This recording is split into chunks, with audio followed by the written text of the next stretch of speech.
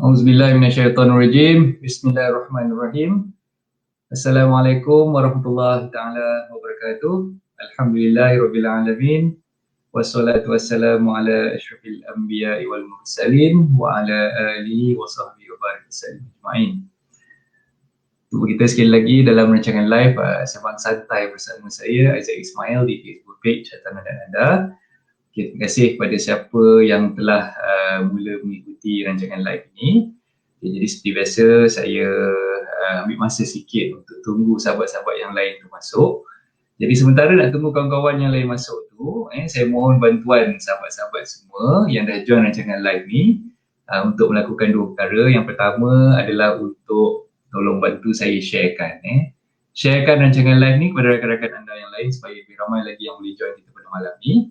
Okay, dan lebih ramai lagi akan bersama-sama dengan kita bersembang santai pada malam ni mengenai topik yang saya dah pilih, iaitu berkenaan dengan kelebihan dan kekurangan, pros and cons beli rumah subsale yang dah ada penyewa. Okay, jadi itu tajuk yang saya pilih malam ni lah. Tuan-tuan boleh tengok kat bawah ni lah apa yang saya dah tuliskan kat bawah tu kan. Okay, alright, so itu yang pertama lah. Saya minta tuan-tuan puan tolong bantu dan tolong bantu pula kan tolong saya sharekan rancangan live ni kepada rakan-rakan yang lain Itu yang pertama. Yang kedua, saya nak mohonlah bantuan sahabat-sahabat semua, siapa yang dah join tu tolonglah bagi komen tolong bagi komen supaya saya tahulah yang anda dah bersama-sama dengan saya pada malam ni, say hi ke, nak ucapkan assalamualaikum ke, nak ucapkan selamat malam ke, itu terpulang pada anda semua. As long as you all bagi komen kat ruangan komen tu, sekurang-kurangnya saya tahulah yang anda ada bersama-sama dengan saya pada malam ni, insyaAllah. Okey, saya nampak ada beberapa nama kat situ. Orang yang pertama sekali bagi salam kat saya pada malam ni adalah saudara Fakar Zirul. Okey, nak murid saya ni Waalaikumsalam, terima kasih Fakar Zirul. Okey, harap kau sihat. Alhamdulillah sihat-sihat saja. Fakar macam mana, sihat ke? Okey. So minggu lepas kita tak dapat nak kata apa buat kelas seperti biasa kan, sebab saya pergi ke Johor jadi insyaAllah kalau tak ada paparan minggu depan minggu depan kita akan adakan balik kelas mingguan kita. Okey, yang kedua kita nampak nama Yasmin Sari, Puan Yasmin. Waalaikumsalam, terima kasih Puan Yasmin. Okey, Tuan Haji Wahab, sahabat setia saya ni. Waalaikumsalam Tuan Haji Wahab. Tiap-tiap malam bila saya buat live mesti Tuan Haji Wahab ada. Okey, Tuan Hir Johari pun ada. Waalaikumsalam Tuan Hir. Terima kasih. So siapa-siapa yang dah join ni tolong sharekanlah rancangan live ni. Tarik lagi lah kawan-kawan yang lain masuk. Kita tunggulah sementara nak tunggu kawan-kawan yang lain tu. Mungkin ada yang baru je lepas solat, ada yang mungkin baru je lepas cuci pinggan kat dapur lepas makan.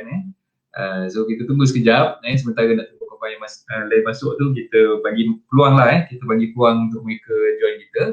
Jadi siapa yang dah join tu minta tolong tekan button share, kongsikan rancangan live ni kepada rakan-rakan anda yang lain lah.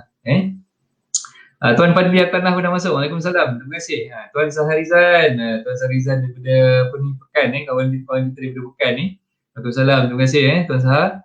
Okey, malam ni topik yang kita nak bincangkan ni benda yang tengah panas lah. Yang petang tadi saya ada letak satu status kan, saya ada up satu status di wall penyiaran anda kan.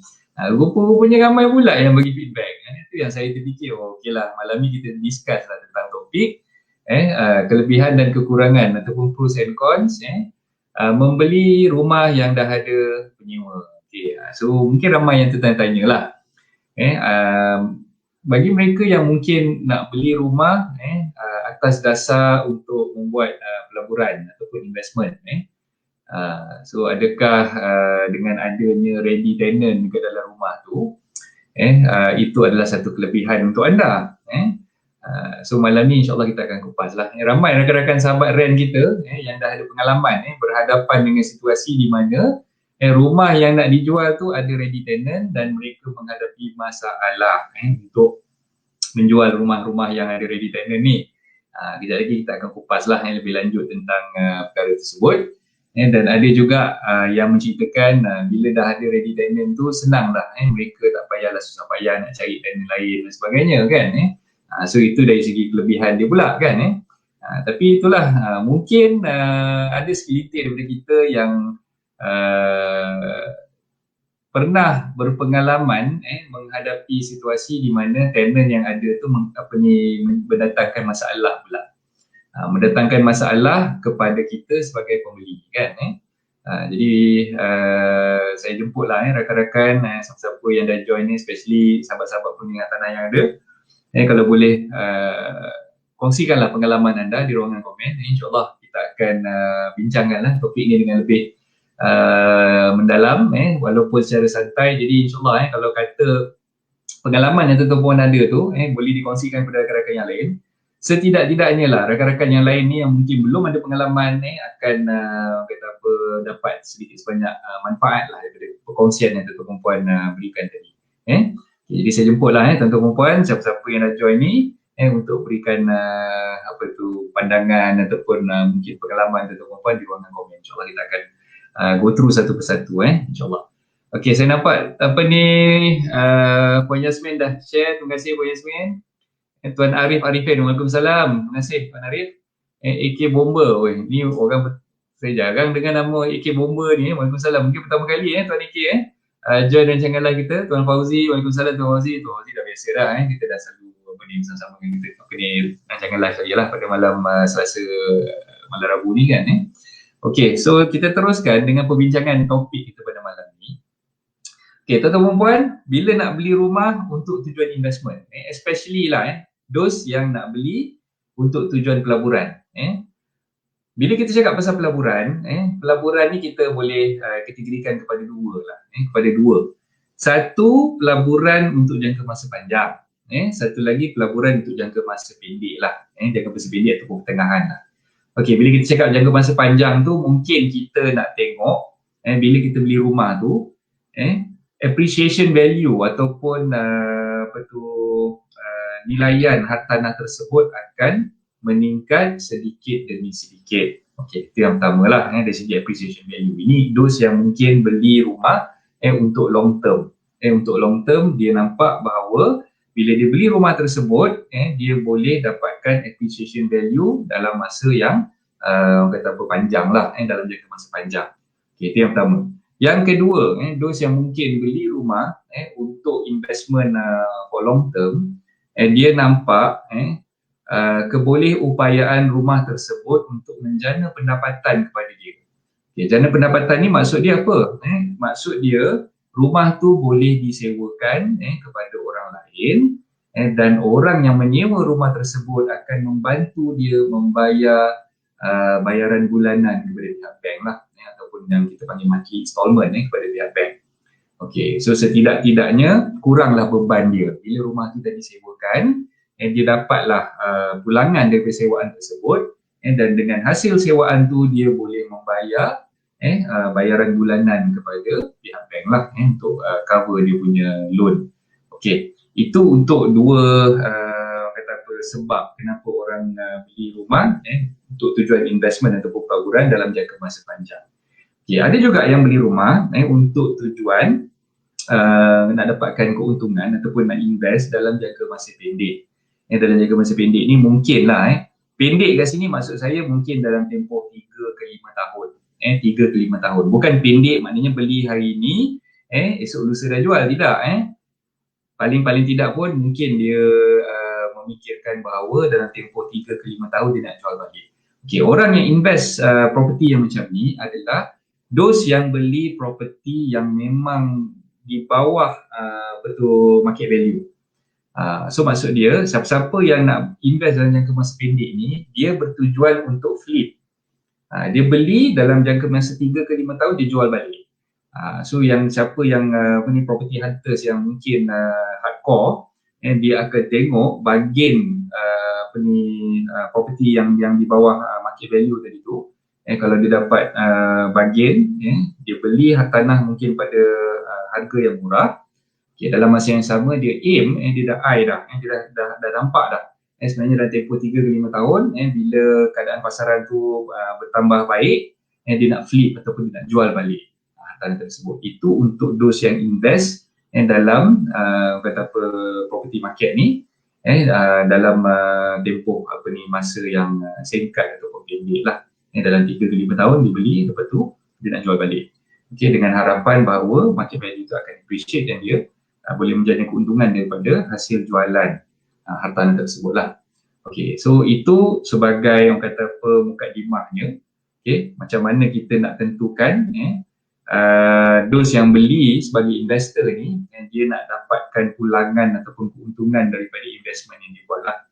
Okay, so yang saya nak sentuh pada malam ni adalah mereka yang beli hak tanah untuk disewakan sebagai salah satu cabang ataupun cara untuk menjana pendapatan ataupun keuntungan. Okay, tuan-tuan perlu faham bila kita beli hak tanah yang memang sedia tenant di situ, ada beberapa perkara yang tuan-tuan perlu look into ataupun berhalusi. Okey, yang pertama sekali, keadaan rumah tersebut macam mana keadaannya. Okey, kalau katalah bila kita beli rumah yang mungkin harga di bawah 300,000 lah kita cakap. Ini yang saya cakap ini dalam skop di Klang Valley lah, di sekitar bandar-bandar besar ataupun sekitar Lembah Kelang. Okay, kalau kita cakap bandar besar ni mungkin kita boleh takrifkan macam di Kuala Lumpur, di Pulau Pinang, di Johor Bahru, di Ipoh. Tengoklah mana-mana tempat yang mungkin berkapasiti penduduk yang padat, yang ramai orang tinggal di situ kan. Okey, so kalau kita cerita di Klang Valley sebenarnya, kalau harga rumah di bawah 300,000, mungkin tuan-tuan boleh membeli hak tanah yang jenis high rise ataupun apartment lah kan. Tak kisahlah apartment tu jenis medium low cost ke low cost ke, tak kisahlah jadi bila kita beli hak tanah yang dalam keadaan harganya tu di bawah 300,000, okey, kita kena faham bila kita jual bila kita nak sewakan rumah tersebut, sebenarnya rumah-rumah yang macam ni yang nak menyewa tu adalah golongan-golongan yang mungkin saya boleh takrifkan golongan yang berpendapatan sederhana ke bawah. Okey, so sebab kalau katalah kita beli rumah low cost, rumah low cost, apartment yang walk up, yang kita naik tangga tak ada lift, okey, dan harga masa kita beli tu mungkin harganya 100,000. Okey, kita dah survey, dah tengok keadaan sekitar tanah tersebut. Dari segi sewaan, tuan-tuan rumah di kawasan tersebut menyewakan rumah-rumah di kawasan tu pada sewaan di bawah mungkin di bawah 700 ataupun mungkin di bawah 600 ringgit. Jadi kita boleh jangkakan those yang nak menyewa rumah-rumah yang macam ni sebenarnya adalah mereka yang berpendapatan sederhana dan ke bawah kan. Okey, kalau misal kata rumah yang berharga mungkin atas 250,000 ataupun sehingga 300,000. Okey, dan mana sewaannya mungkin berlegar sekitar 1,000 ke 1,200 ringgit. Okey, jadi mereka yang tinggal di rumah-rumah yang macam ni biasanya adalah mereka yang mungkin golongan berpendapatan sederhana lah. Pendapatan sederhana yang mungkin gaji bulanannya start daripada 2,500 dan ke atas. Okay, yang tadi yang mungkin nak sewa bawah daripada 700 tu, pendapatan bulanan dia mungkin dalam 1,800 ataupun 2,000 ke bawah macam tu kan. Sebab kita dah dapat dah gambaran orang yang nak sewa rumah yang jenis apartment walk up ataupun rumah low cost, mereka ni memang cari rumah yang murah, yang affordable untuk mereka sewa kan. Dan mereka tak kisah pun sebenarnya kalau katalah rumah tu tak berapa kemas ataupun tak berapa elok kan. Jadi mereka pentingkan bahawa bila dapat sewa adalah tempat untuk mereka berteduh. Jadi golongan-golongan macam ni kebiasaannya bila berpendapatan rendah tu mereka merasakan bahawa mereka nak cari rumah yang paling murah dan dalam masa yang sama mereka mampu untuk membayar sewaan bulanan tu tanpa ada masalah lah kan. Okay, itu yang pertama lah. Okay. Yang kedua, kalau boleh mereka nak sewa dalam keadaan yang melibatkan kos yang tidak terlalu tinggi. Okay, maksud saya kos tak terlalu tinggi, contoh macam katalah kita nak sewakan rumah tu kita kenakan bayaran deposit yang terlalu tinggi. Katalah kita ambil deposit 3 bulan sebagai contoh, 3 bulan, 2 bulan untuk deposit sewa, 1 bulan untuk utility. Kebarangkalian untuk tenant yang jenis yang medium to low income ni, yang daripada pendapatan sederhana ke bawah ni, mereka agak sukar untuk come up ataupun nak membayar deposit tersebut untuk memulakan sewaan rumah. Jadi golongan-golongan macam ni biasanya dia akan try to bargain nak dapatkan deposit yang paling rendah. Ada tu yang mungkin minta deposit 1 bulan sahaja. Itulah deposit sewa, itulah deposit utility-nya. Kan, ada tu yang mungkin minta bargain, okey, deposit ni boleh tak bayar 3 kali. Kan, adalah sewa bulanan tu macam tu kan. Dia nak minta pula bayar deposit tu 3 kali. So maknanya 3 bulan dia nak drag benda tu sampai 3 bulan. Jadi mereka ni adalah golongan-golongan yang mungkin yalah, kita faham lah keadaan mereka mungkin agak tak berapa mampu dan agak tertekan, lebih lagi dalam kata apa, pasal PKPP yang kita tengah alami sekarang ni kan. Mungkin pekerjaan mereka tak tetap dan sebagainya kan. Jadi golongan-golongan macam ni sebenarnya tidak boleh tidak, bila kita beli hartanah yang di bawah harga 150,000 kita akan berhadapan dengan bakal-bakal penyewa yang jenis yang macam tu lah. Sebab memang itulah orang kata apa, trend. Memang itulah trendnya dan memang itulah yang biasa kita hadapi kan. Okey, ada juga jenis golongan yang tinggal di rumah-rumah yang kos rendah ni, merupakan golongan pelajar, student, ada yang juga pekerja yang mungkin bekerja kilang ataupun mungkin orang-orang bujang yang belum berkahwin, jadi mereka kalau boleh nak jimatkan kos, jadi mereka sewa rumah yang murah dan dalam masa yang sama mereka kumpulkan kawan-kawan untuk bantu mereka sewa bersama lah. Jadi maknanya dia carilah dalam 4 ke 5 orang untuk duduk dalam satu rumah untuk bantu mereka untuk membayar sewaan tersebut lah. Itu bahasa istilahnya kita panggil tong-tong lah kan. Daun tong-tong dapat 4-5 orang share untuk sewakan satu rumah. Okey, jadi daripada apa yang saya ceritakan tadi, kesimpulannya kalau kita nak sewakan kepada mereka-mereka ni, kita kena faham golongan-golongan macam ni kadang-kadang bukan nak katakan selalu tapi kadang-kadang menghadapi masalah untuk membayar sewaan disebabkan keadaan mereka yang agak tertekan, yang agak tersepit, yang mungkin pendapatan mereka tak berapa stabil, dan kita sebenarnya tak boleh nak target terlalu tinggi. So macam kos awalan tadi yang saya sebutkan, dari segi deposit, awal-awal lagi kita dah nampak mereka ni memang ada masalah untuk membayar deposit, dan kadang-kala bila kita prepare agreement sekalipun, mereka bermasalah untuk bayar cost preparation of the agreement tu sendiri. So nak buat agreement pun kadang-kadang mereka berkira, tuan perlu ke nak buat agreement ni kan, saya rasa nak bayar cost stamping, nak bayar dia punya kata apa, nak prepare agreement punya kos guaman, so benda-benda macam tu mungkin saya agak keberatan sikit lah. Jadi tuan-tuan perempuan perlu faham dalam situasi yang macam tu sebenarnya tuan-tuan perempuan berhadapan dengan risiko tenant-tenant ataupun penyewa-penyewa yang mungkin agak susah ataupun agak liat untuk membayar sewaan. Okay. So bila dalam keadaan macam tu, tuan-tuan perempuan perlu berhati-hati lah bila nak sewakan rumah, bila nak orang kata apa, kenakan bayaran ataupun nak mengenakan deposit, bila nampak kita dah tengok awal-awal lagi, kita dah interview mereka, memang mereka menghadapi kesukaran untuk membayar. Okay. Terus terang saya cakap, dalam hal macam ni sebenarnya tuan-tuan perempuan perlu melakukan tapisan yang agak rigid lah.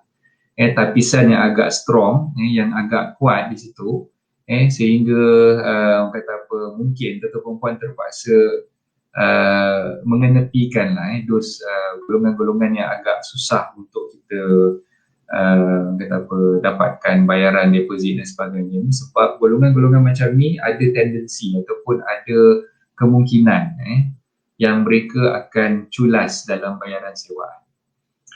Jadi kena berhati-hatilah, perlu berhati-hati, dan bila kita niat nak beli rumah untuk tujuan investment, nak cari bakal penyewa tu, kita perlu melakukan tapisan daripada awal lagi, tengok keadaannya macam mana, Kalau tenant yang jenis bermasalah, tak boleh nak bayar deposit. Bila kita interview, tanya dia macam-macam benda yang dia ceritakan masalah ni. Kalau tanya pendapat saya, seboleh-bolehnya tuan-tuan perempuan try to avoid lah this kind of people. Cuba untuk tidak menyewakan rumah tuan-tuan perempuan kepada mereka.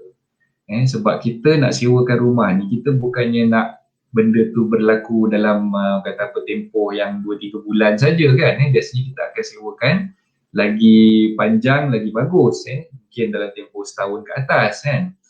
Jadi kalau awal-awal lagi dah nampak bermasalah, sebaik-baiknya tuan-tuan perempuan cubalah elakkan daripada menerima penyewa-penyewa yang macam ni. Okay. So berbalik kepada topik yang saya nak ceritakan pada malam ni, pros and cons beli rumah subsale yang ada penyewa. Okay, sekiranya tuan-tuan perempuan berhadapan dengan situasi nak beli rumah tersebut dah ada tenant yang menyewa. Okay. Kalau ikut pendapat saya, tuan-tuan perempuan perlu melakukan penyelidikan. Kena tengok, kena selidik latar belakang penyewa yang sedang menyewa rumah tersebut. Okey, bukan nak kata bila dah ada penyewa, tuan-tuan perempuan dah boleh cuci tangan, dah boleh menarik nafas lega. Sebab tenant yang ada tu mungkin boleh terus membayar sewaan seperti mana yang dia bayar sewaan dengan owner yang terdahulu ataupun dengan penjual sebelum tu, kan? Dalam hakikat yang sebenarnya, tuan-tuan perempuan perlu melakukan pendidikan, perlu cek latar belakang penyewa tersebut, dan kalau boleh jangan tanya dengan tuan rumah tu sendiri, sebab kemungkinan tuan rumah tu cuba untuk tidak berlaku jujur di situ. Sebab bila kita tanya dengan dia, sebab dia nak lepaskan rumah dia nak jual rumah dia, kadang-kadang dia terpaksa lah membohong sunat. Dia bohong sunat, dia cuba nak selindungkan apa yang sebenarnya berlaku dengan tenant tersebut.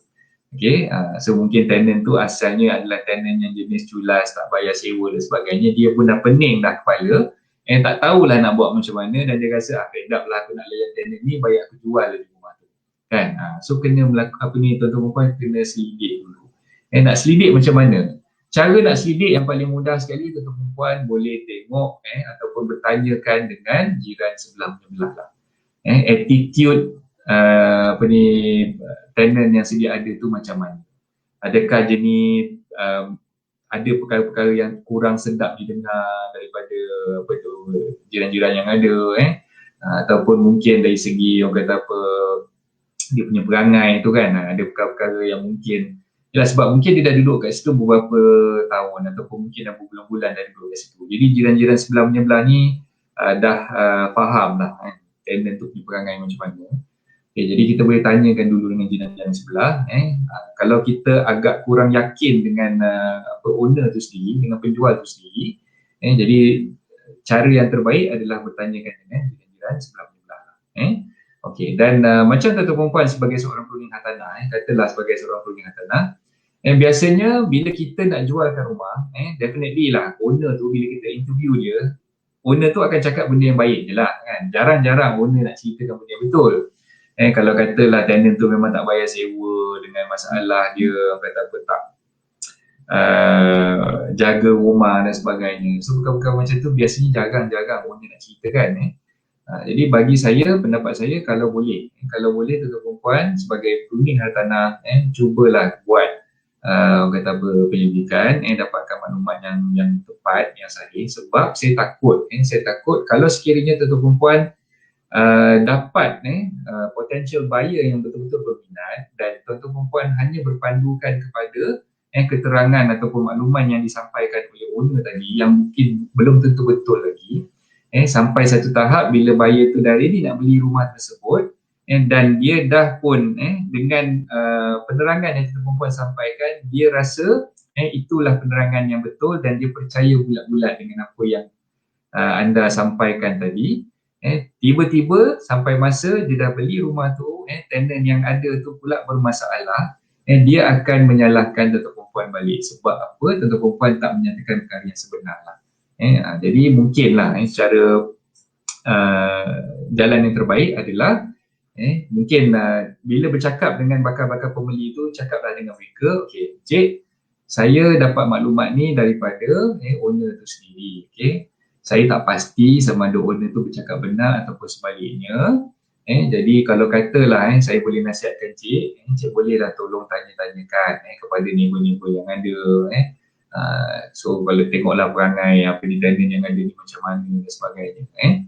So kalau misalnya kata cik rasa macam dah yakin dengan penerangan ataupun dengan cerita yang dah disampaikan oleh neighbor-neighbor sekitar ataupun dengan apa yang saya sampaikan dari apa yang saya dengar daripada owner tadi, terpulanglah pada cik untuk beli dengan tenant yang sedia ada. Tapi tak ada masalah sebenarnya kalau misal kata kalau encik beli rumah ni, encik nak keluarkan tenant yang sedia ada tu melalui cara yang betul lah. Sebab saya boleh maklumkan kepada vendor, saya boleh maklumkan kepada penjual untuk minta penjual notiskan tenant sedia ada ni supaya dia boleh keluar lah daripada rumah tu. Kalau encik risau lah, kalau encik rasa tak begitu yakin dengan penerangan yang owner sampaikan ataupun dengan apa yang jiran ceritakan, nak lebih mudah, encik cari tenant baru, kosongkan sajalah rumah tu. Itu antara cara yang mungkin encik boleh lakukanlah untuk mengelakkan daripada berlaku apa-apa masalah kan. Okey, jadi petang tadi juga bila saya buka topik ni, saya ceritakan apa ni yang saya letakkan di wall hartanah anda. Banyak feedback yang saya dapat daripada rakan-rakan penduduk hartanah. Ada yang mengatakan bahawa tenant yang ada tu tidak bekerjasama. Okey, so perkara macam tu mungkinlah biasa dihadapi oleh sahabat-sahabat pengguna tanah. Yang mana yang petang tadi ada duk cerita, Tuan Saharizan ada cakap, banyaklah Tuan siapa lagi saya pun tak ingat dah kan, banyak komen-komen yang masuk petang tadi tu kan. So dalam keadaan macam ni sebenarnya sebaik-baiknya lah tuan-tuan perempuan sebagai bakal-bakal pembeli kena lakukan due diligence lah, due diligence ataupun nak kena buat pemeriksaan, buatlah interview dan sebagainya dengan pihak-pihak yang tuan-tuan perempuan merasakan boleh mendapat maklumat daripada mereka, terutamanya jiran ataupun persatuan penduduk dan sebagainya lah, nak tengok keadaan ataupun perangai tenant yang sedia ada tu macam mana. Sebab ada kes yang di mana owner nak jual rumah, tapi dalam masa yang sama owner tu sendiri tak nak ceritakan kepada tenant tu yang dia nak jual rumah tu. Sebab apa? Dia takut bila dia tahu, tenant tu tahu yang owner tu nak jual rumah, dia takut nanti tenant tu akan keluar dari rumah tu. Tak jadi nak sewa dengan dia. So bagi saya benda macam ni sepatutnya tak berlaku. Bila tuan-tuan perempuan sebagai penjual nak jual rumah tu, kita nak jual benda yang kita ada ni, sepatutnya kita kena ceritakan perkara yang sebenar lah. Kita kena cakap perkara yang sebenar. Dengan tenant tu kita kena cerita, dan juga dengan bakal pembeli tu pun kita kena cerita. Sebab kalau katalah kita ada sorokan, lambat laun, orang tu akan tahu juga, tenant tu akan tahu juga.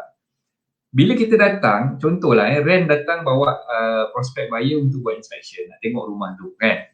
Mestilah dia akan tanya, siapa pula yang datang ni kan. So tadi tu ada yang komen, saya ada terbaca komen tu, dia kata suruh berlakon jadi valuer untuk valuekan rumah tu.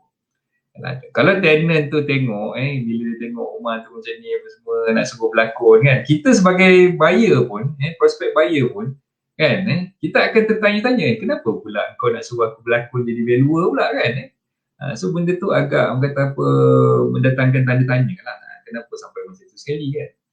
Jadi sebaik-baiknya kita betul terang cakap dengan tenant tu, okey, sebenarnya saya dalam posisi nak jual rumah ni, nak jual rumah ni dan dalam masa yang sama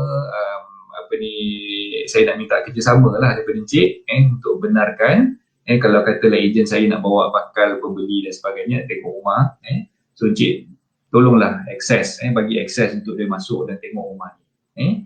Kita kena terangkan pada tenant macam tu. Dan tenant ni pula kalau dia jenis yang memang tak bekerjasama, yang agak susah untuk bekerjasama dengan kita dah tahu dah perangai dia tu macam mana. Jadi ready buyer ni sebenarnya dia akan rasa kurang berminat lah bila tengok tenant tak bagi kerjasama, ada masalah untuk masuk rumah dan sebagainya. Secara tak langsung ready buyer ni pun akan tertanya-tanya lah, kenapa tenant ni buat perangai macam ni kan, kalau aku beli rumah ni ada masalah pula dia nak apa ni bayar sewa ke apa, kita dah rasa doubtful, kita rasa risau kan. So itulah antara perkara-perkara yang mungkin tuan-tuan perempuan perlu pertimbangkan lah, pertimbangkan. Jangan fikir bila rumah yang kita nak beli tu dah ada ready tenant akan menyelesaikan segala masalah kita untuk mendapat kata apa pulangan lah, return daripada investment yang kita dah buat. Tak payah, tak usah payah lagi nak cari tenant baru dan sebagainya. Kita tak tahu lagi perangai sebenar tenant tu macam mana. So sebaik-baiknya tuan-tuan perempuan buatlah apa ni penyelidikan, buatlah kata apa kajian, tengok dulu perangai tenant yang sedia ada tu macam mana cerita. Okey. Ada beberapa nama baru yang saya nampak kat sini. Saya go through sekejap komen-komen yang masuk. Okey, Tuan Jai kita dah masuk. Waalaikumsalam Tuan. Terima kasih Tuan Jai. Tanah 2 minit. Terima kasih Tuan Jai. Okey, AK Bomba. Ya, pertama kali Tuan. Okey, terima kasih Tuan AK Bomba. Harapnya ni pertama kali dan bukan yang terakhir lah. Lepas-lepas ni kalau ada buat live lagi, Tuan apa ni AK boleh join sekali. Cik Rashid mana ada? Waalaikumsalam. Baru join. Okey, terima kasih Cik Rashid. Tuan Fadli, Tuan Fadli baru je WhatsApp saya baru ni kan. Okey, terima kasih Tuan Fadli. Muhammad Faiz, terima kasih Tuan Faiz. Apa ni Aslinda Tanah. Okey, Aslinda apa dipanggil kawan-kawan tag ramai-ramai lagi untuk join. Okey, Tuan apa Muaz. Okey, Waalaikumsalam coach yang dirahmatinya. Alhamdulillah, terima kasih. Boleh ulas dan selit sekali konsep rent to own by developer if sempat, insya-Allah. Okey, kejap lagi saya akan cerita Muaz Tuan Mi Afonso, terima kasih. Mita Masita pun dah masuk. Waalaikumsalam.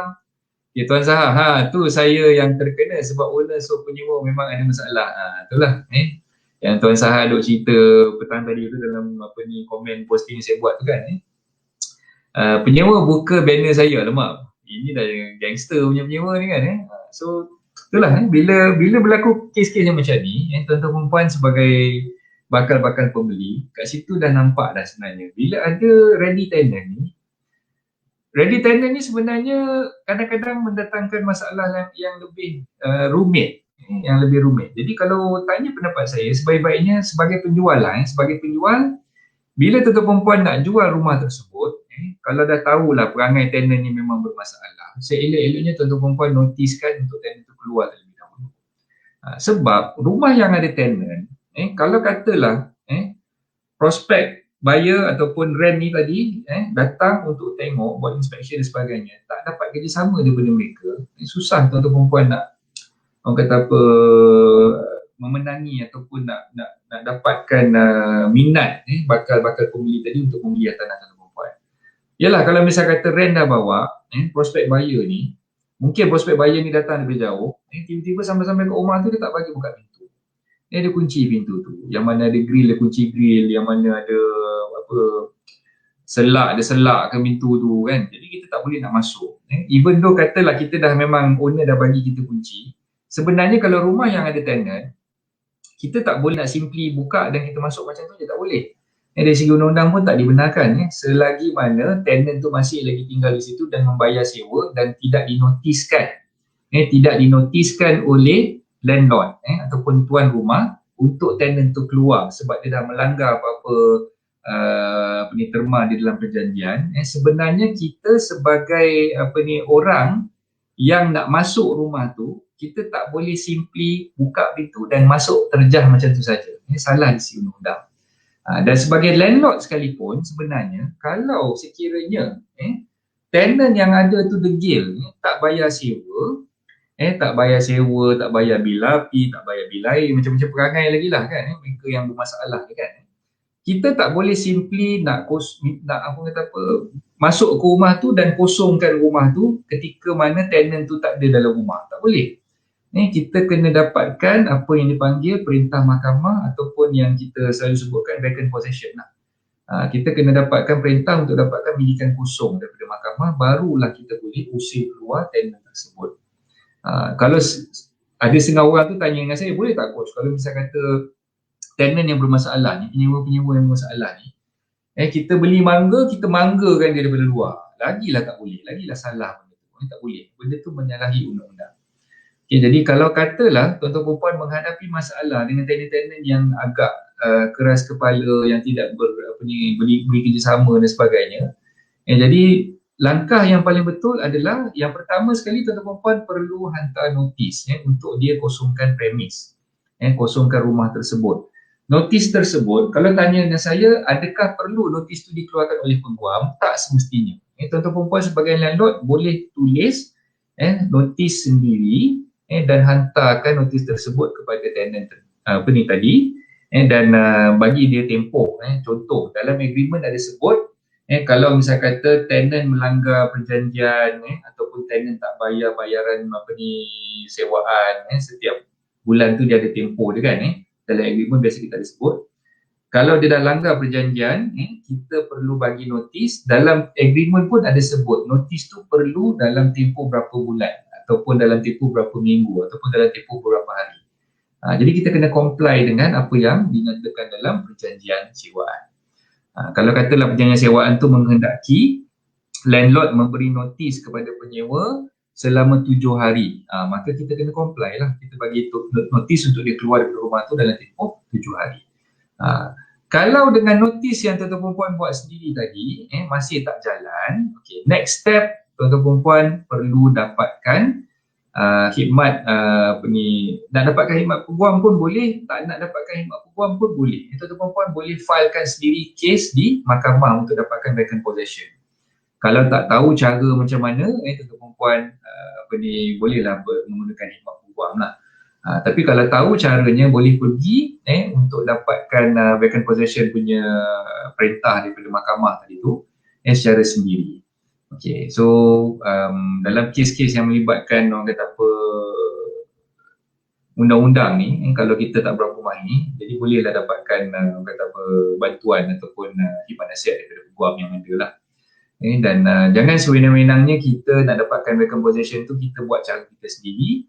Kita pecah masuk rumah dia ke, kita tutup pintu dengan mangga ke, so benda tu memang salah, tak boleh dibuat lah. Buatnya, kalau katalah kita mangga rumah tu, orang tu ada duduk dalam tu, tiba-tiba rumah tu terbakar, dia tak boleh nak keluar, dah jadi satu kesalahan jenayah yang lagi berat lah. Kita menghalang tenant yang sedia ada kat dalam rumah tu untuk keluar sehingga kan dia mati rentung kat dalam tu kan. Jadi na'udzubillah tak jauh lah, jangan tuan-tuan perempuan buat macam tu. So kalau nak dapatkan vacant possession tu kena gunakan cara yang betul, gunakan perintah mahkamah tadilah untuk mengosongkan premis tersebut. Okay, saya tengok balik komen-komen yang masuk. Mas dah masuk, terima kasih. Pada awal tadi Rizam, Tuan Rizam Sabtiko, ni pun rasanya baru join saya ni rancangan live ni. Waalaikumsalam Tuan Rizam, terima kasih. Tuan Mahat Kelana, tenant yang bermasalah ke atau owner yang bermasalah? Tenant yang bermasalah ke atau owner yang bermasalah? Tenant yang bermasalah yang kat sini ataupun owner yang bermasalah, sebenarnya jawapan tu bergantung pada situasi tadi tu. Yang macam saya ceritakan tadi. Ada kes yang di mana tenant tu bermasalah kan, tenant tu tak nak keluar dari rumah, tenant tu tak nak bagi bakal pembeli tengok rumah tu kan, tak bagi perunding hartanah untuk bawa prospek buyer tengok rumah tu. Itu pun masalah dari segi tenant tu sendirilah. Yang owner yang bermasalah ni pula adalah owner yang mungkin tak jujur, dia tak cerita dengan perkara yang sebenarnya. Kalau misalnya kata dia nak jual rumah tu daripada awal lagi, sepatutnya dia maklumkanlah pada tenant tu. Okay, saya nak jual rumah ni, suruh minta tolong kalau ada apa-apa prospek yang nak tengok rumah tu, Encik bukalah pintu untuk benarkan dia masuk tengok rumah tu. Sebab tu daripada awal-awal tadi saya dah beritahu kalau boleh bila tuan-tuan perempuan sebagai penjual nak jual rumah tu, elok kosongkanlah rumah tu. Kalau ada tenant, kosongkan dulu, minta dia keluar, barulah minta perunding hartanah untuk iklankan dan jualkan rumah tu. Lagi mudah kalau misalnya kata dah tak ada orang duduk. Okey Mas, terima kasih Mas. Waalaikumsalam. Saya adalah pencari rumah pertama. Okey, so Tuan Mahat, kalau misalnya kata nak cari rumah tu, sebaik-baiknya cari rumah yang kosong lah, senang cerita. Rumah yang kosong, yang tak ada orang duduk dalam tu, tenant pun dah keluar. Kalau misalnya kata Tuan Mahat nak beli untuk sewakan, lepas dah beli tu, carilah penyembuh baru. Iklankan, kalau rasa-rasa susah nak dapat tenant dan sebagainya, gunakan nikmat perunding hartanah, mungkin boleh membantulah untuk dapatkan penyewa yang barulah. Okay, pakar ada cerita ni. Saya pernah kena penyewa tak bagi buyer view atas alasan COVID sebab dia ada anak kecil. Oh, okay. Kita nak masuk rumah macam yang saya beritahu tadi lah. As long as kita dah maklumkan kepada tenant tu, dan benda tu sebaik-baiknya janganlah impromptu. Hari ni nak pergi, katalah pukul 10 nak pergi view, pukul 9 baru kita beritahu dengan dia. Tak elok lah kalau macam tu kan. So sebaik-baiknya kalau rumah tu ada penyewa, dan owner ni pun daripada awal lagi dah maklumkan kepada penyewa tu memang dia berhasrat untuk jual rumah tu, dan kita sebagai perundingan tanah ni sebaik-baiknya kita maklumkan awal lah. Sekurang-kurangnya mungkin sehari sebelum beritahu dengan tenant tu, "Cik, esok saya ada prospek nak tengok rumah. Kalau tak keberatan pukul sekian-sekian ni boleh tak saya pergi rumah cik, nak tengok rumah tu sebab prospek buyer ni nak masuk ke dalam dan sebagainya lah." Okay, kalau dia kata dia ada anak kecil, ada masalah takut benda tu COVID ke apa ke, dan cakap dengan dia, boleh tak kalau misal kata encik tunggu sekejap dalam kereta ke, minta dia tunggu keluar sekejap lah, keluar sekejap, tunggu dalam kereta dan sebagainya, ataupun mungkin wife dia duduk dalam kereta, dia ada kat dalam rumah yang dia boleh bawa tengok lah. Kalau sampai ke tahap yang dia risau sangat COVID dan sebagainya ni, bagi saya benda tu mungkin alasan dia takut. Dia saja nak create alasan tak nak bagi orang masuk rumah lah kan. Mungkin ada benda-benda yang dia tak nak orang tahu dan sebagainya dalam rumah tu kan. Tapi itulah macam yang saya beritahu tadi ni, kalau kata dah terpaksa sangat, jual juga rumah tu yang ada penyewa, dan penyewa tu jenis yang memang agak bermasalah, sebaik-baiknya tuan-tuan perempuan ambil tindakan untuk kosongkan dululah rumah tu. Kosongkan dulu rumah tu supaya memudahkan semua pihak.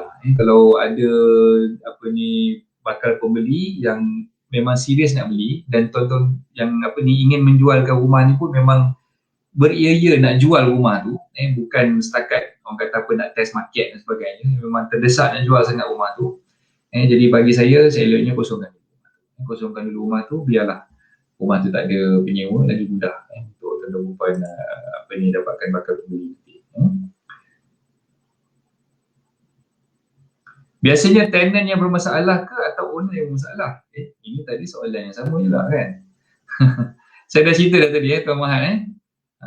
Tengok pada situasi lah, bukan nak kata biasanya. Kes ni dia secara random tau Tuan Mahat. Bukannya hari yang saya cerita ni saya nak ceritakan masalah di kalangan tenant semata-mata, tidak.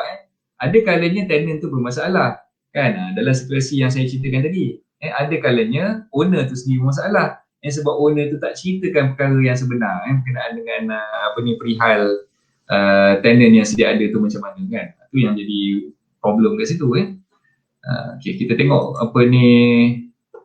Tuan Mahat punya cerita ni. Awal bulan September hari tu saya ada cadang nak beli rumah subsale, datang dari Rawang mai Somban. Okay, dapat tengok luar rumah aja.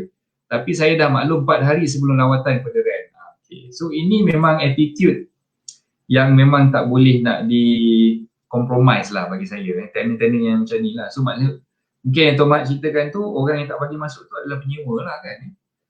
Kalau orang yang tak bagi masuk tu adalah tuan rumah, saya tak rasa macam tu kan. Dia nak jual rumah dia, takkan dia tak bagi orang tu masuk kan.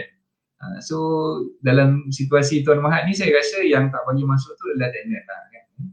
So tenant tu sendiri mungkin lah dia rasakan macam kita nak mengganggu privasi dia dan sebagainya. Tapi itulah dalam hal-hal macam ni, itulah sebaik-baiknya kosongkan rumah tu, minta. Kalau dah tahulah tenant tu jadi bermasalah, dah 2-3 kali rent cuba nak masuk, dia tak bagi dan sebagainya, dan rent pun dah ceritakan perkara tersebut pada tuan rumah. Jadi tuan rumah patut ambil tindakan proaktif, notiskan je lah, notiskan, kosongkan je lah rumah tu, supaya mudah untuk kita buat viewing dan sebagainya. Okay, Tuan Saha ni panjang lebar tulis ni. Rekod paling teruk saya handle, tenant tak bayar sewa selama setahun setengah. Ush, dia duduk free-free je setahun setengah tu. Kes ni sampai owner hire lawyer dan ambil tindakan mahkamah untuk sita. Kos kerugian ditanggung owner hampir RM50,000. Rumah owner semi-detached 3 story. Oh, na'udzubillah, tak jauh lah. Jadi itulah dalam hal-hal macam ni, kadang-kadang sahabat-sahabat rent yang menghadapi masalah macam ni, saya orang kata apa, faham sangat-sangat lah. Sebab saya sendiri pun sebagai peguam, banyak kes-kes yang pernah kita lalui lah. Macam-macam cerita lah, tenant tak bayar sewa tu, biasalah kan. Yang hantar notis berkali-kali buat tak tahu pun biasa juga kan. Dah hantar notis, kadang kita hantar satu notis, dia bayar 1 bulan. Lepas tu dia culas 2 bulan.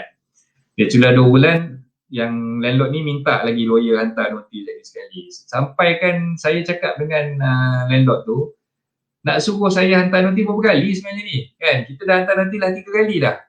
Hantar, dia bayar sikit. Lepas tu culas 2 bulan. Lepas tu hantar, dia bayar lagi sikit. So saya nasihatkan kepada tuan rumah tu, orang macam ni sebaik-baiknya kita notiskan untuk dia keluar terus, mintakan perintah mahkamah untuk dapatkan vacant possession daripada mahkamah lah kan. Tapi owner ni pula agak rasa risau sebab dia fikirkan rumah dia ni nak dapat tenant sikit punya susah. Kalau saya kata tenant tu dah keluar, dia risau tak ada lagi orang yang nak sewa pula rumah tu. Ada juga dalam keadaan macam tu. Tapi dalam situasi yang saya ceritakan tadi tu, yang culas 2 bulan lepas tu baru bayar kan, yang tu landlord tu tak berniat untuk jual lah rumah dia. Jadi tak adalah timbul isu nak dapatkan vacant possession cepat untuk dia jual rumah tu, sebab dia memang tak niat pun nak jual, dia memang nak sewakan saja rumah tu kan. Jadi dalam kes Tuan Saha ni saya rasa mungkin dalam kes macam ni lah dia terpaksa lah redha lah dengan perkara tu. Daripada awal-awal lagi sepatutnya dia dah melakukan tapisan yang ketat. Nak dapatkan tenant ni tak boleh sewenang-wenangnya ambil suka-suka hati je lah kan. So kita kena tengok dulu tenant yang macam mana yang nak sewa rumah. Kita interview betul-betul, tengok dia punya latar belakang dan sebagainya lah. Okay, Mas ada cerita ni. Apa yang Mas cerita ni? Okay, notis dah bagi suruh keluar, tapi penyewa masih tak nak keluar dari tapak rumah tu. Sewa tapak rumah dah lebih 35 tahun. Wih, lamanya 35 tahun. Kalau dia bayar sewa 35 tahun dah berapa puluh ribu, berapa ratus ribu dah tak kan. Setahun bayar rumah, sewa 150 je pada ayah. Ni cerita yang ayah Mas ni kot Bila nama anak-anak dah letak sebagai penama dalam geran, anak-anak nak balik duduk kat tanah tu. Okey. Sampai sekarang masih tak keluar. Okey. Dan penyewa bagi syarat, dia suruh kami cari tanah dan rumah untuk mereka. Baru nak keluar pula dah. Adakah perintah mahkamah boleh diambil sebab tiada perjanjian apa dengan ayah selama 35 tahun ni? Perjanjian mulut je. Boleh Mas. Okey. Yang penting dalam kes Mas ni, dia kena bila kita dapatkan perintah mahkamah, yang paling penting geran tu atas nama ayah. Geran yang tanah yang dia sewa tu atas nama ayah lah. Okey. Nanti mungkin Mas boleh WhatsApp saya, Mas ada nombor telefon saya kan. Mungkin Mas boleh WhatsApp saya, kita boleh bincang lanjut lah tentang kes ni. Saya boleh bagi penerangan lebih detail lah nanti kalau Mas nak call ke boleh juga Tapi dalam hal macam ni, bila kita nak dapatkan perintah mahkamah, even though tidak ada perjanjian, apa yang kita perlu buktikan adalah pemilikan tanah tersebut adalah tanah kita. Sebab tu saya cakap tadi, ada geran tu atas nama ayah. Jadi dah cukup untuk membuktikan yang rumah tu adalah rumah ataupun tanah tu adalah tanah milik ayah. Jadi bila kita nak buat tindakan mahkamah tu, tak ada masalah sebenarnya. Kita boleh dapatkan walaupun tak ada agreement, perjanjian mulut ke tak kisah. As long as kita ada pembuktian yang kita boleh buktikan bahawa tanah tu adalah milik kita. Dan orang tu mungkin dia dalam keadaan yang dia dah terlalu lama duduk atas tanah tu, dan sekarang ni mungkin bila 3-4 anak-anak, dulu mungkin ayah yang sewakan lah so sekarang ni bila ayah benda tu dah berpindah kepada anak-anak, jadi anak-anak nak duduk tanah tu. Jadi anak-anak sebenarnya berhak untuk keluarkan. Okay. Sekejap, saya nak tengok balik. Yang Mas tanya tadi tu. Okay, so maknanya sekarang ni nama dalam geran tu memang dah tukar kepada nama anak. Jadi anak-anak boleh ambil tindakan sebenarnya. Tak ada masalah pun.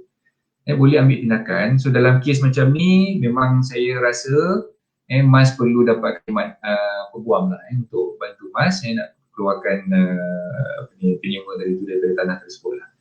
Dan mungkinlah penyewa ni dia akan guna pakai peguam juga untuk defend diri dia dan sebagainya. So dalam hal-hal macam ni mungkinlah peguam yang mewakili penyewa tadi tu ada kebarangkalian lah dia akan buat tuntutan untuk bayar ganti rugi dan sebagainya lah. Jadi perkara-perkara macam tu kena aware lah, kena aware dan kita tengoklah macam mana, apa argument yang digunakan bila kita masuk mahkamah nanti, both parties lah Mas sebagai plaintiff Dan yang penyewa tu sebagai defendant, kita tengok apa argument yang dia pakai dan kita boleh orang kata apa, kaji dulu dan kita boleh tengok lah dari segi undang-undang apa sebenarnya remedy ataupun ganti rugi yang boleh diperolehi oleh MAS sebagai tuan tanah dan juga penyewa tadi tu sebagai penyewa lah. Dia bukan straightforward lah sebenarnya. Ini bukan straightforward dan kita perlu tengok dari segi undang-undang tu apa yang sebenarnya dia berhak sebagai penyewa yang dah berzaman tinggal di situ. So tak semudah yang kita sangkakan. Ada perkara-perkara yang kita perlu begitu. Okay, apa nanti Mas boleh contact saya, boleh WhatsApp saya ataupun boleh call saya, kita bincang lanjut lah tentang hal. Saya ada kes tenant dijaga oleh broker, tak nak keluar. Oh pula. Broker tanah ke apa ni? Ui, macam-macam ceritanya. Tak apa, nanti mungkin Puan Aisyah boleh orang kata apa, buat summary-nya boleh ceritakan dekat dalam ruangan komen ni summary macam mana yang Puan Aisyah punya kisah ni. Okay. Puan Nur Syazana Puteri Mas, kalau tanah tu ada nama korang boleh dia saman atas menceroboh tu tak tuan? Okay, dia bukan saman atas menceroboh sebab dia tidak menceroboh sebenarnya. Dia duduk atas tanah tu atas ihsan ataupun atas kebenaran ayah yang bagi. Cuma sekarang ni bila perjanjian mundur, dia tidak ada agreement. Yang Mas tanya tadi tu boleh tak ambil tindakan? Boleh ambil tindakan, boleh ambil tindakan tapi bukan atas kapasiti penyewa tu masuk sebagai penceroboh, tidak. Dia masuk tu dibenarkan, cuma kita sebagai tuan tanah minta dia keluar sebab kata apa, kita tak nak sambung lagi lah sewaan tu dengan dia. So bukan atas dasar dia menceroboh, bukan. Menceroboh tu macam kalau kita tak tahu tiba-tiba dia pacak rumah ke, pacak tiang kat rumah tu, itu baru menceroboh. Tapi dalam hal ni 35 tahun dah duduk situ, jadi dia bukan menceroboh sebenarnya. Jadi terima kasih Puan Nur Syazana, kalau apa ni ikutkan dalam kes macam ni dia dikategorikan sebagai tenant yang apa ni adalah di bawah undang-undang tu sebenarnya dia ada hak dia, tapi taklah terlalu orang kata apa kita perlu jaga hak dia tu tapi dari segi undang-undang dia berhak untuk dapatkan sesuatu lah, sesuatu dari segi ganti rugi tu. Sebab tu saya cakap dia tengok case to case basis, macam mana argument antara plaintiff, lawyer plaintiff dan juga lawyer defendant, dia ada dia punya kata apa hujah-hujah yang perlu ditengok lah. So tak apa, nanti kita boleh bincang lanjut kalau saya kata Mas nak tahu tu kita boleh bincang lanjut. Okay, start baru close dah inform, sampai valuer nak masuk pun susah, sabar tahap tinggi, kesian buyer. Oh ya ke? Okay, so dalam hal macam ni sebenarnya, okay, dalam perjanjian jual beli, contohlah contoh macam perjanjian jual beli yang saya biasa buat, saya akan nyatakan di situ di bahagian vacant possession, ataupun milikan kosong. Vacant possession, milikan kosong. Dalam bahagian vacant possession memang saya ada nyatakan setiap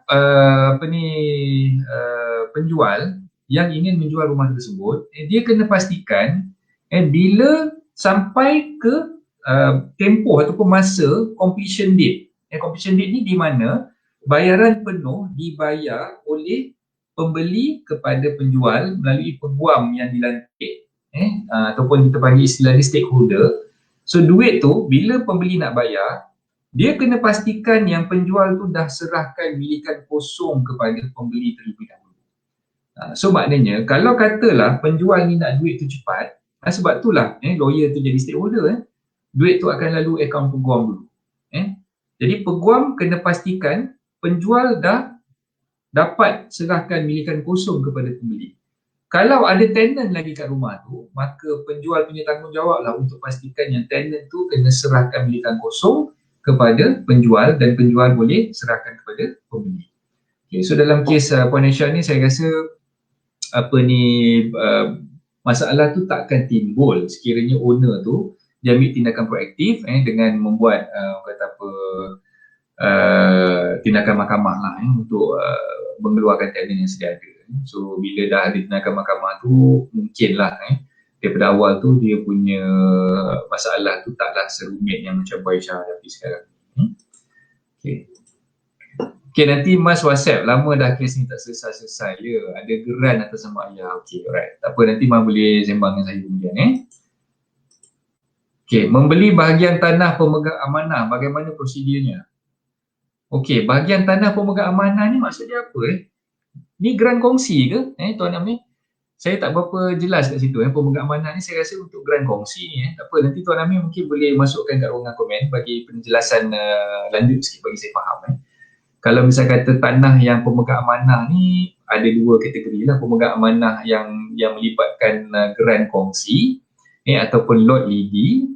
Dan satu hal lagi tu mungkin pemegang amanah ataupun pemegang dipanggil pentadbir pusaka untuk kes-kes yang melibatkan harta pusaka.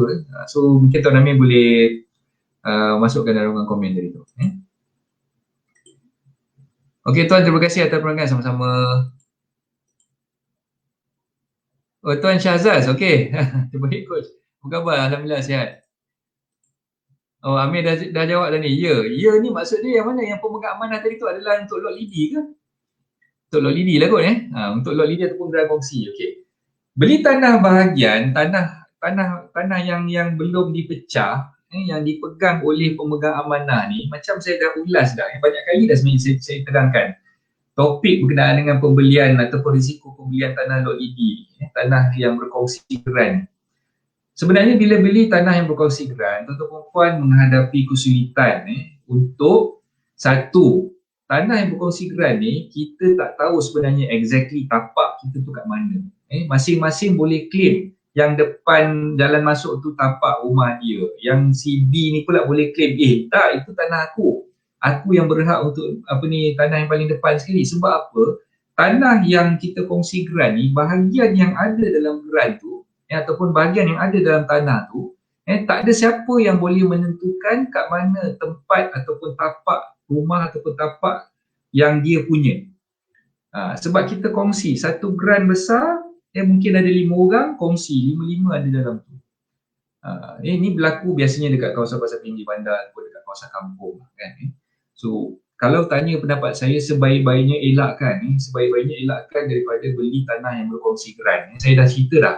Panjang lebar saya ceritakan tentang tanah lot lidi ataupun tanah berkongsi geran ni tadi. Mungkin Amir boleh tengok dalam YouTube channel saya, ada satu topik berkenaan lot lidi tu, memang saya dah ulas, panjang lebar saya dah ulas. Siap ada dia punya grafik lagi, gambar. Saya buat dia punya presentation tu lagi, boleh tengok kat situ. Jadi kalau ikutkan nak beli tanah, sebaik-baiknya belilah tanah yang dah dipecahkan lot. Dipecahkan lot, kita ada pegang tanah kita punya geran sendiri. Kita tak berkongsi dengan orang lain. So kalau kita beli tanah yang berkongsi dengan orang lain ni, memang risiko dia sangat-sangat besar. Kita akan menghadapi pelbagai masalah. Sebenarnya kalau kita nak buat loan pun tak boleh. Bila kongsi geran ni, kita nak buat loan dengan bank ke, dengan mana-mana institution ke, financial institution, memang tak boleh. Sebab kita berkongsi geran dengan orang lain. Lepas tu bila kita nak buat urusan untuk pindah milik, kalau kita nak jualkan pula, katalah ada rezeki nak beli tempat lain, kita nak jual pun, nak pindah ke situ, nak jual kepada orang lain, orang yang nak beli tu pula menghadapi masalah bila kita nak jual, nak pindahkan kepada nama dia kan, sebab geran tu berkongsi dengan orang lain kan. Apatah lagi kalau beli tanah yang jenis lot lidi tadi, lot lidi ni maknanya kita tak ada geran langsung dan nama kita tak ada langsung dalam geran tu. Tadi yang berkongsi geran tu, nama kita ada mungkin 1/5 bahagian, ataupun kalau ada 8 orang 1/8 bahagian. Adalah pecahan-pecahan bahagian dalam geran tu yang tertera nama kita. Tapi kalau yang lot lidi ni langsung tak ada. Nama geran tu nama seorang. Nama seorang yang kata pemegang amanah ni dia yang punya geran tu. Dalam nama dalam geran tu tertera nama dia seorang je.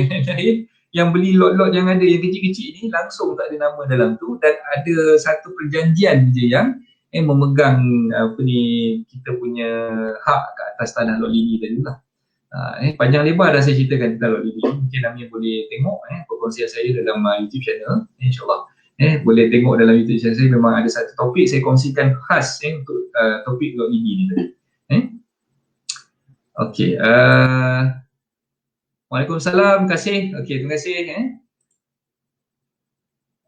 Tuan Prince, Prince Junior pun dah lama saya tak jumpa.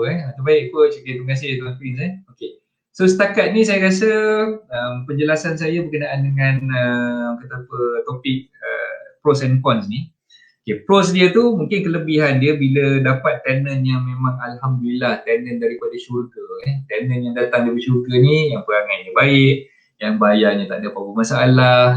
InsyaAllah benda tu bila kita dapat tenant yang macam tu, kita pun mudahlah untuk berurusan kan. Tapi itulah kebiasaannya yang tenant dari syurga ni jarang-jarang ada. Yang tenant from hell ni tenant daripada neraka ni yang banyak kan. So itu yang kita kena berhati-hati lah. So bila nak dapatkan deal terbaik, it doesn't mean that when you manage to buy a house with ready tenant, it will quash away all the problems and you dah tak payah nak fikir-fikir lagi nak cari tenant dan sebagainya. Tak semestinya. Jadi kalau tanya pendapat saya lagi suka kalau beli rumah yang tak ada orang. Saya lagi suka beli rumah yang kosong. Biarlah saya sendiri yang cari tenant, biarlah saya sendiri yang mengiklankan rumah tu ataupun saya gunakan khidmat perunding hartanah untuk dapatkan tenant baru. Rather than saya pening kepala memikirkan masalah macam mana nak dapatkan kata apa solution nak selesaikan masalah dengan tenant yang bermasalah macam tadi tu. Jadi itulah saranan saya. Jadi tuan-tuan perempuan, ada maklumat yang boleh didapati daripada jiran, gunakanlah maklumat sebaik mungkin. Mungkin ada maklumat yang tuan-tuan perempuan boleh dapati daripada persatuan penduduk, gunakanlah maklumat sebaik mungkin. Berbaik-baiklah dengan mereka.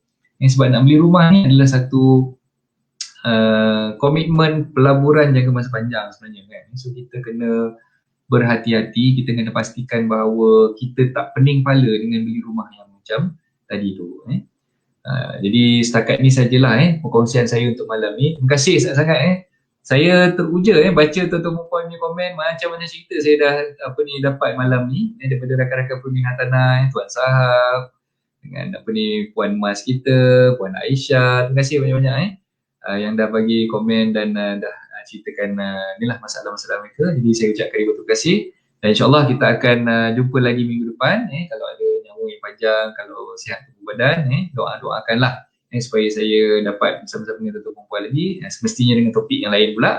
Dan minta maaf lah kalau misal kata ada tutur kata saya mungkin terkasar bahasa. Kalau katalah apa-apa yang saya sampaikan ni mungkin menyinggung perasaan tuan-tuan perempuan, jadi saya minta maaf banyak-banyak. Benda tu bukan datang secara sengaja, mungkin saya terlepas cakap tu tanpa sengaja lah, saya minta maaf. Dan insyaAllah kalau ada rezeki, kita akan jumpa lagi di lain masa. Jadi sebelum beli rumah, pastikan tuan-tuan perempuan dah buat kajian, dah buat penyelidikan, dah tengok kebaikannya, kelemahannya, apa-apa benda yang mungkin mendatangkan risiko ataupun masalah, semua tu kena dibuat kajian dan jangan tergesa-gesa lah dalam membuat keputusan untuk memiliki rumah pertama tuan-tuan perempuan. Okay, so itu saja. Okay, terima kasih Haji Wahab. Okay, insyaAllah Tuan Haji, kita jumpa minggu depan di Suasana Ilmu. Kelas malam kita baru bermula minggu depan. Okay, itu saja. Assalamualaikum warahmatullahi wabarakatuh.